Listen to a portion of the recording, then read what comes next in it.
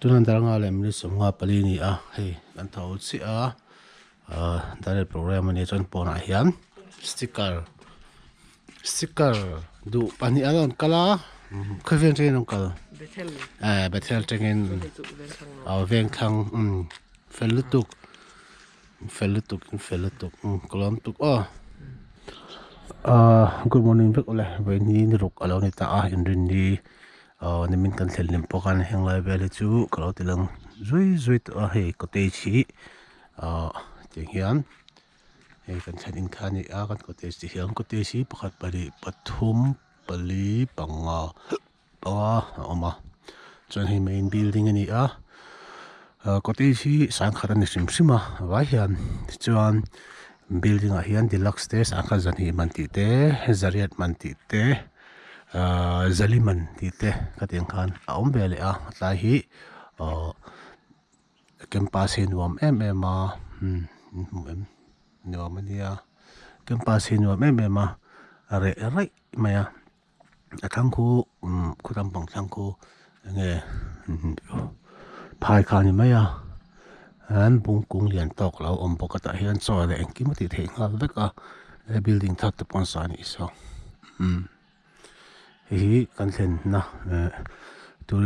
tourist lodge ani a new champhai omani a kan lo la chiang lo kan ni kan thau ma khop mai nga le chan ve ngal chen ve ka thau kai phei chu chuan when a video kan siam lenga kan thei angin aizo kan thlen video kan siam le anga mile an sak lai vek don nia pathang kan thlen leng tuntum kan champhai kal chu video kan la nem angrenga apat pot tam deu min ra thiang don nia bike khal nom em mai pani la na lo om boka ka sil ti lo wa file view to hi a le tuan chuan kan thil ti tur lama kan kal to dona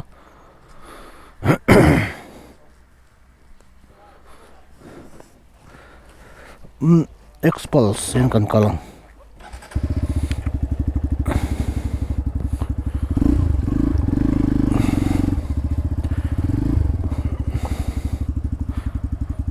shwete bike kan ya exhaust aftermarket bo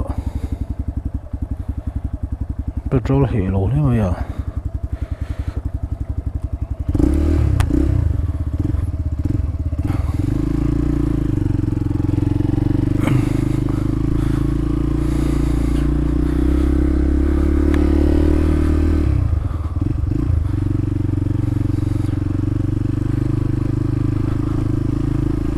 zotero tania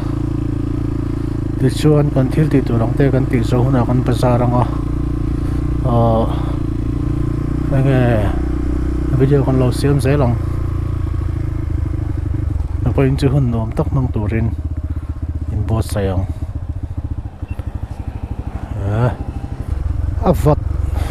avot dro avot trepalam la hei jacket chu ka keng tho ma salai jacket pan do lak chi kha ni ai salai chana vot viau to ni tlai chu champhai chu ase ni min ni zan bel kha zan dang ai no avot lo zo ken tia borok chu nuam tok vel viau tho champhai ko hi ka sai du chu ka she the chen tengin apple bol va shim in tvm hi a khachung kong po ki bol tho amam zan no ka ti na ni chu hei tlai chu pa te poi apple tok mai ni la futsal ground thana mai lo ma lom le new champhai a kwan phai ani hang lai vel chu thil hi a rem vel vek khoda ku pando omna ka triple je conference omna lai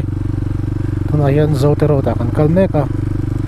zote chu kan thleng phei chuang lo wanga thleng phei chu zote le new champhai ka ra hian ni kan program mang live chu kan ti lang chuang lo nga kan ti zo ka ron let le nga atiang ha ni hun man kan tu manga mai tlai so futsal ground ania nom mel khop mai ni zan pon dar mai an khel mek bok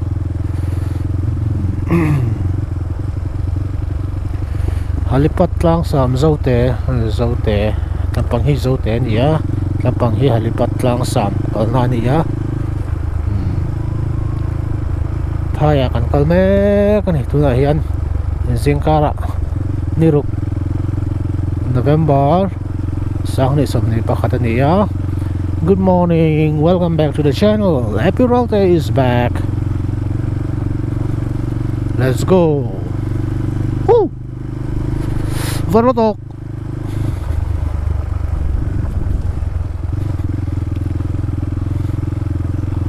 Napatol na tolo po siya doon ni tasik tak tak ason hang life here ason.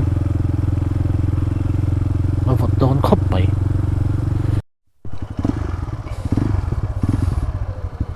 Da so marito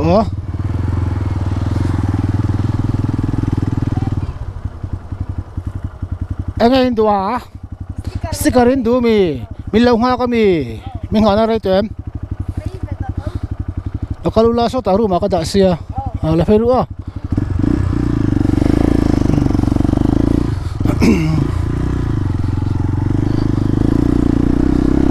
anu man hitlay mo nisu lumto kap mai tian kan program kan zo chia da so marito ti chuan kan in thak de zoi nga kan bazar nga kan bazar lai karon film lenga chuan chumi zo chuan piu kan hoang da som pani check out ani da som pani check out ti chu da som pani ma in lao so to da som pani pela ka in lao so chuan zan ni man zan ni ria man kan pe ka ngai ti na ni chu hetlai tourist lots kalphung kalo sei vele lo kani chu so ta subscriber no pay ne wa ni sa mi lo chang niang sticker kan pe nge ni le mai ni le mai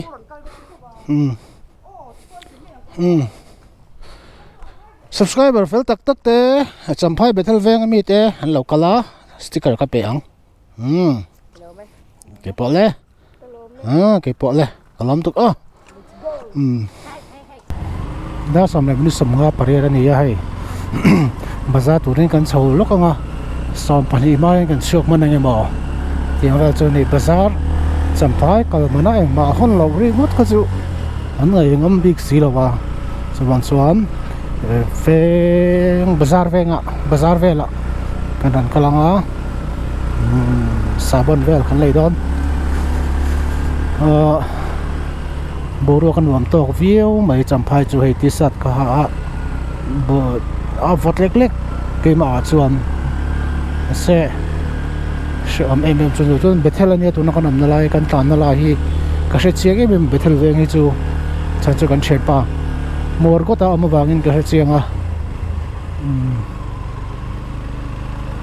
SBI State Bank of India atlai kon khini zara kan thil leina kha ni ya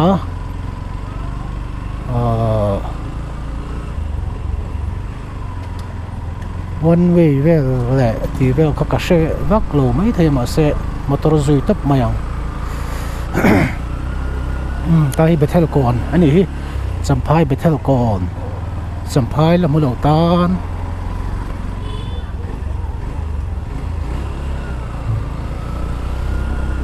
building lian khop ma he to po bang pastor quarter ka sai ang khan Champhai kong hi abol ang renga akasung kong hi achuk chho em wang he mon le te ka ti ma na tang toina bol hi ka ti ve shim shima sai suan nge suan lo chu ka shelo khokong bol tak ani ve shim shim ani ti chu ka comment ni te se chuan heng lai hi eng ve nge ka shelo ka shilo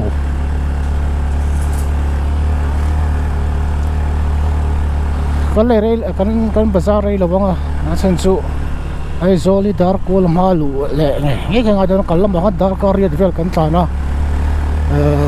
kan chol tam lawa kan speed chu asang law ma se kan chol tam lawa chu tiang tho chuan in tun kan hol pang poi kan maintain nga tiền ki one way niang tan chho phal lo niang tiền tan ta pang motor hi zui ta pila adikani mai shit chen lo chon mo an em mới thì khi tai kha pui do lek ka ti kong pui vel an kha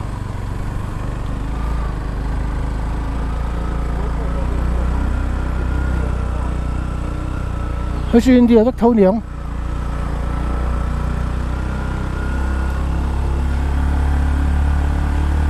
cần thiết lệ chúng ta bắt mà thiết lên đi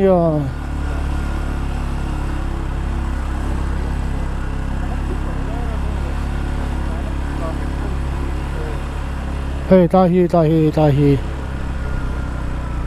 ta về đi thiết chỗ atama hey ta thiết về dọn nó tầm nó chu niệm mà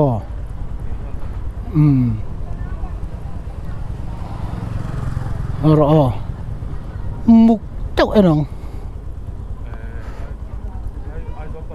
nè ta cua lắm mà còn anh đó nè khi ra cái bắt tầm khi ra cái khi đủ lâu mi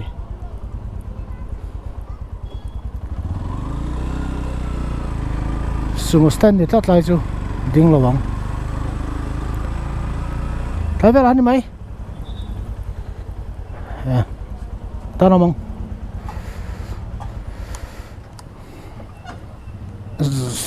Bazar nó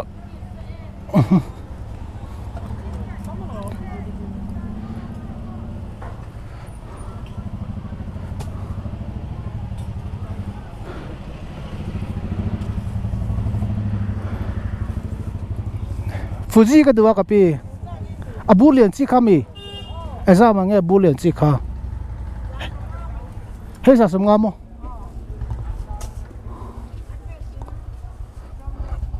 angoro kan he eza mange family care ti hi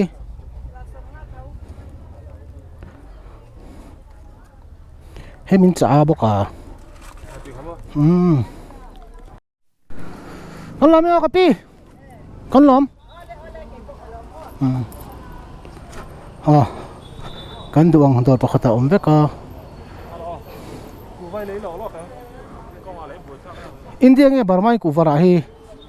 am Burma idumi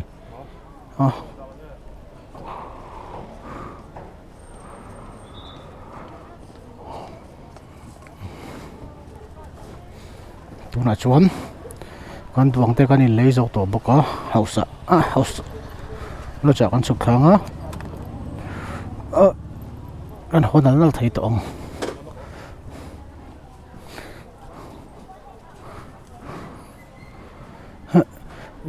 kan le chho to don lo ta hiam kan bypass ring kan ho do no nimina kan lu na han ni chu bero am je chuam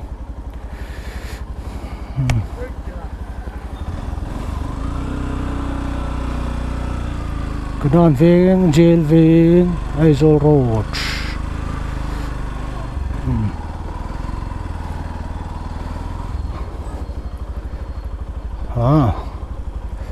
lum trep mày à thế kan hotlang kai se bang Aizol lam kan huang som pakhat lem ri som pakhat tai em lo ang chumo la ve phian na Champhai hi kilometer za som riat le petrol kala lami alawa achan ve ai na la sanga kala thlen pui zan thei don di ka hret awangin kala lo chim anga chan chu atira kalama ka soyang khan he bai ki amai le chi ke endu chima a fula ka thun kha ai zo lu do na za chiang e ka man ti ka hret du wangin fulin ka thun lenga chang ka tiang kalpotong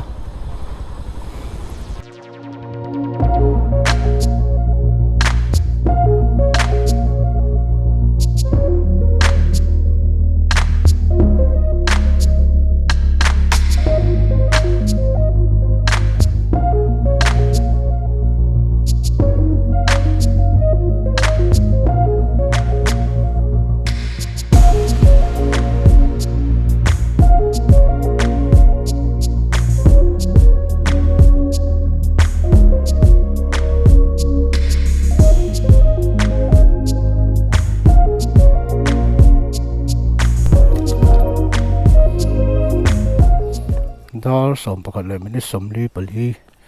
ari to khan kain tek lai khain no mo hi kasal te khi vetera ani a thak khop ma dong lok khop ma ya ni kum hanin ka sa covid ma deuh khan silong right kan tuma wang khan mang talo vong a tun Champhai kan kal don hian ka phor le chi ni dong lok ta kan ni anh ấy có pu mong trâu cắn lóm tục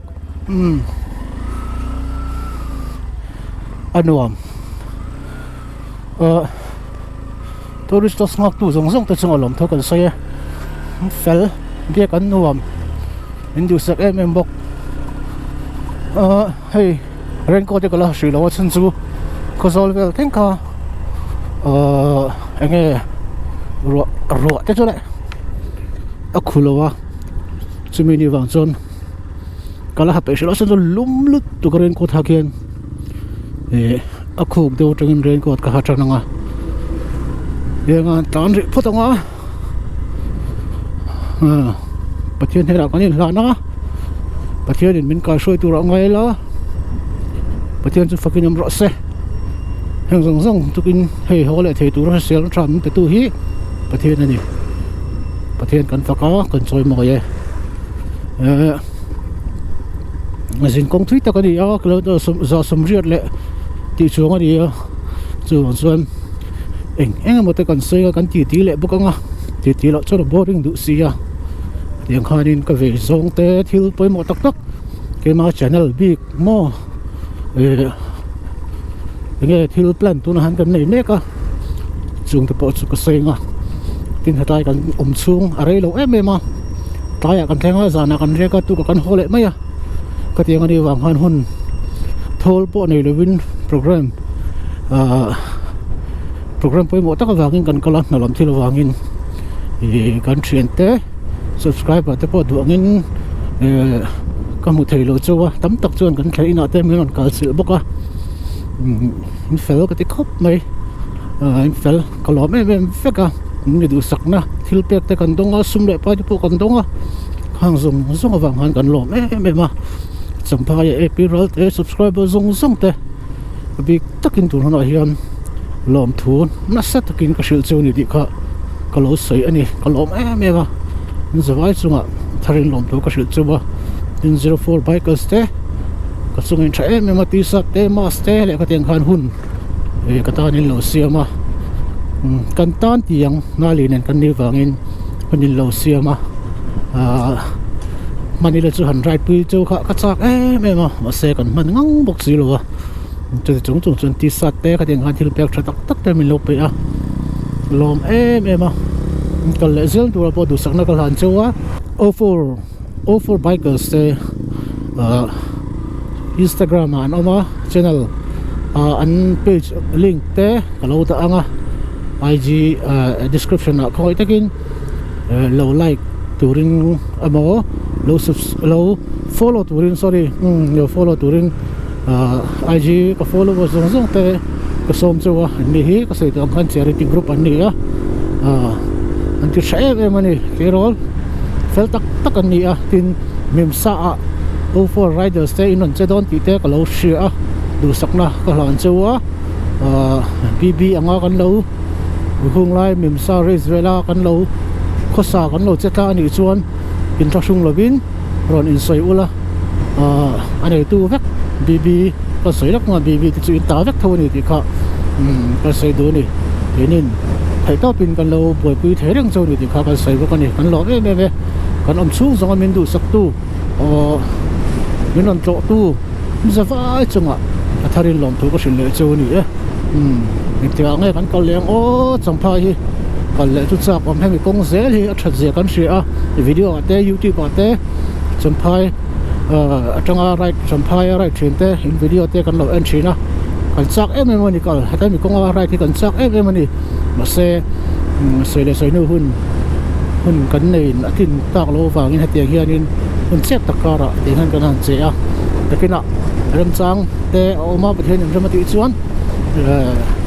hun thol zok nei turin ron kal le ngai kan tumang ti kha kal sei du ani hian zo tang kan thleng phei tre pa kan kal dan hi makin ti mai thaya an lu lo kan kal dan ang che tho kha ni ya bypass road ta kan kal do na Champhai kan lu chho lo wanga ti hian a shortcut bypass chu shortcut zok tu ra kan nga ya hun hi au yom to a dar ko mai e zol lu ngai kan du sia chumi di bang chen te hian kal ta ni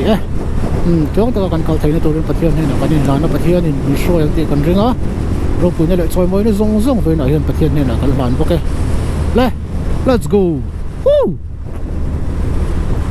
let's go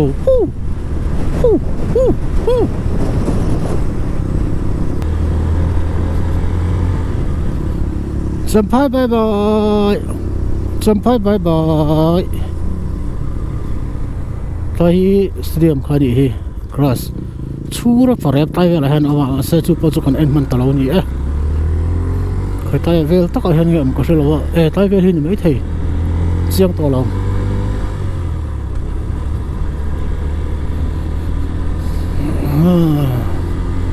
Champhai bye bye please check it ka thang la ta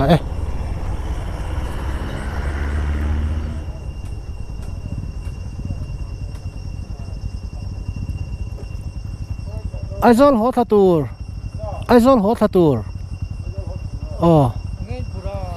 kan thum no ni zana kan ria ka kan lom tu ke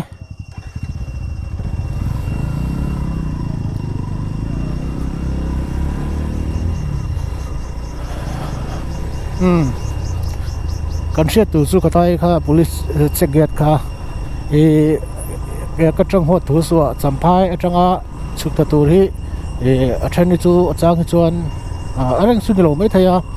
checking hi an uluk thu thina chan chu tlampang chu tlemin thil han lam vel hi all some thin deuh bok ne a om lu tuka khatiang amin han zo chik deuh te khatiang ta po kha om lu tuka police te ka tai khan rim takin ri lo osom taka tlai kong ron kal thin te dang turin tiang khan checking ten lo nei thina thakop mai ri lo hian kan rami ati boy sia na thona chi bai kan bu ka chu salute to Mizoram police awan wom le don em pathian in ni thatak min pe ya wein ni thatak nuam tak sur bok silo konga khudon ma se anuam kan ti vek ka right chak na le bike ka khal chak na hian khang kong khu le kong thalo zong kha a hlia khu vek mai hian ka sia kal lam to khan ka enjoy tuan para na le dar na ti vel ke kham kut kham mong kham ti vel hi ka nei lo rim khang zong kha pakata chuan ka chak na em wang te le he bike FZX long run pui nom em wang te kha alo ni ya nuam khop mai petrol la an he lo em hai kalmania fula ka thun kha kalarin chara chan ve ko la theng lo ni ametara zon mo nakina kan hriang ai za chi chumo kal patanga tin ka sei ang khan kan tlan sak don nawa malin an hian kan right forwa long run ang deuh hlek chi hi chu kan tlan dan tlang pi a chon kan tlan sak lawa keima ka solo right iphone kan tlan muanga bb anga kan right ang vel hi ni karing kan right down speed hi 50 le 60 hi stop speed vel chu ni tlang puya mase kan ding kha ta ni ngan tlan ngara cholam pang po khan achol ang pa ngai pit stop kan tiang chi achol pa ngai ang shrim ko voi ni chi on chol ani chu tiang khop chon kan tan thina tan sot em voi na pon chu tiang tur chon han in ro mana tan de ngara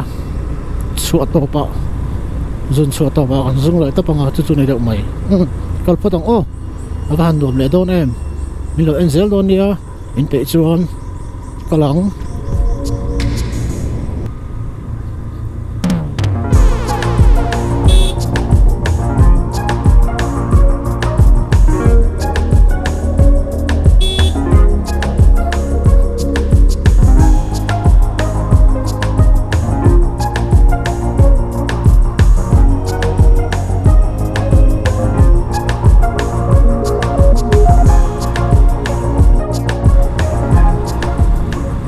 kan tin nek ne ka hei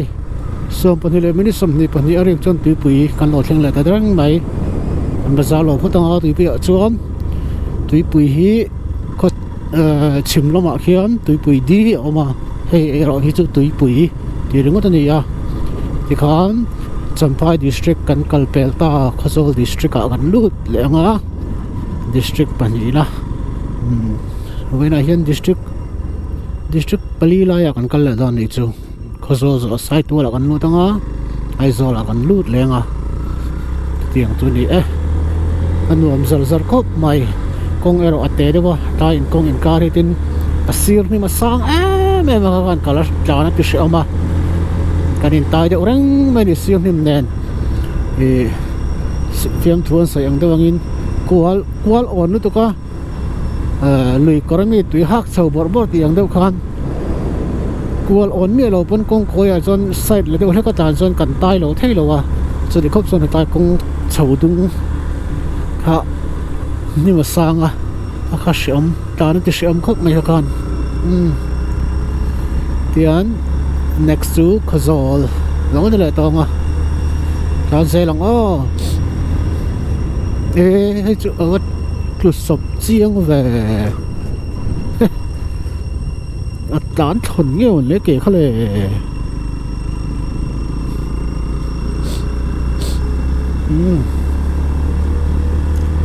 let's go ăn đùa mẹ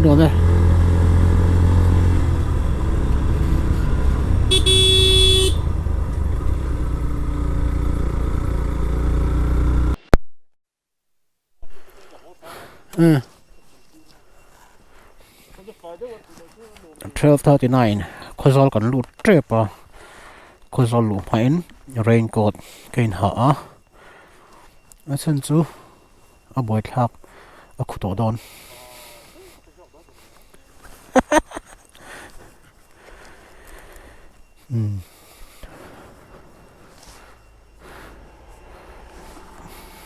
kan kal le to ang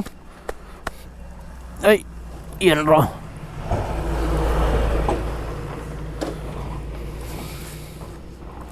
let's go kalau sao cơ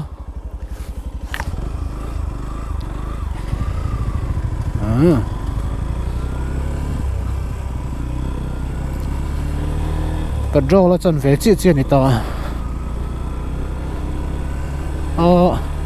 kalau macam tu ni somthum pasari có chỗ đón gì có trong có sẽ đại có chỗ quan trọng to tai hi nala si tui luang tha hi waterfalls na lutuk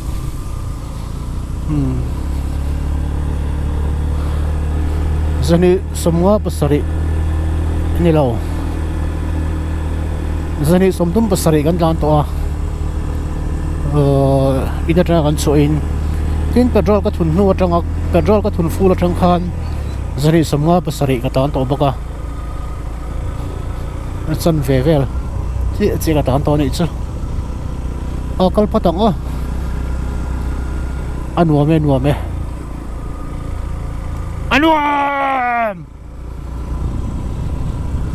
ne vutalo mani ka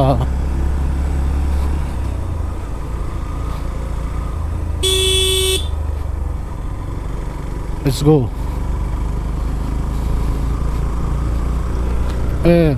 hi chul hi mizau na chul kan ti khani chul kan ri ta ti zon khimi khi lowatan akum le te an mang le ti khami an rit fai le kha chul kan ri ta ti han tha hi chul ve kan ki king lai ki lowatan an nei to mo